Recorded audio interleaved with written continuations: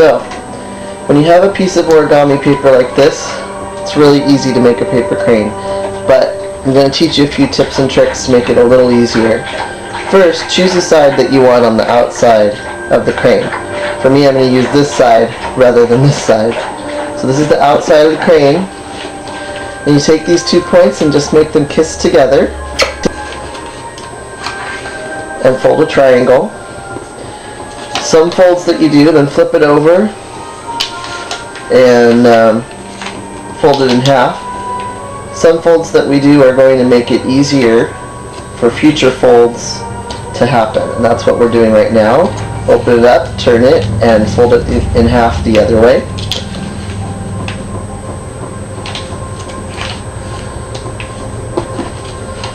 So you have those diagonal lines, and you have the squares on the one big square, and you push the diagonal lines together and push the squares down. You have a little square with all these ends here and a point that doesn't open here.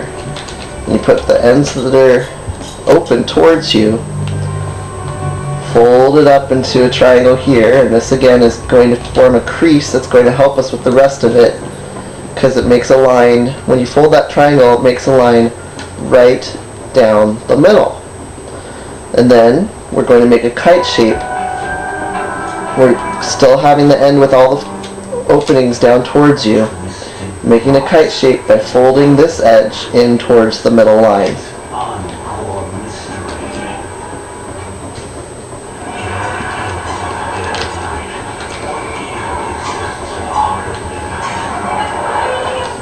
Flip it over and do the same thing.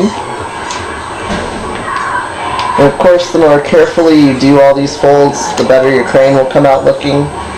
I'm not being super careful because I want it to fit on a YouTube video. And then fold the top down. See, you have your kite shape, and you fold the top down to create a crease right there. It's going to come in handy in this next step.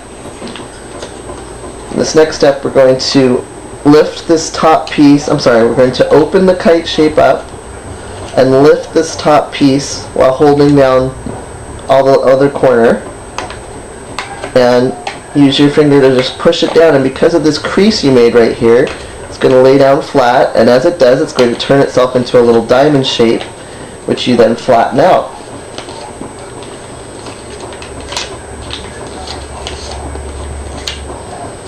And the better you made your creases, the more accurate it's going to be, obviously.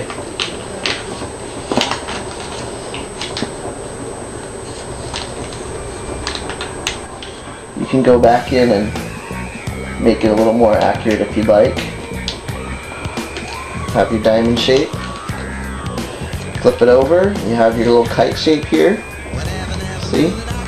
And you're going to open that kite shape up and do the same thing on the other side. Again, we have the crease right here. If you want to make it even easier, you can recrease it. So, open it up,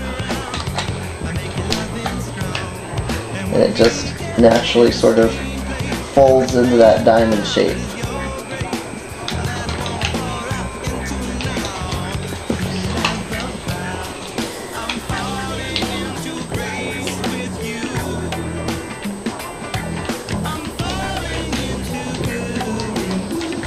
And then do the little happy dance, happy, happy, joy, joy.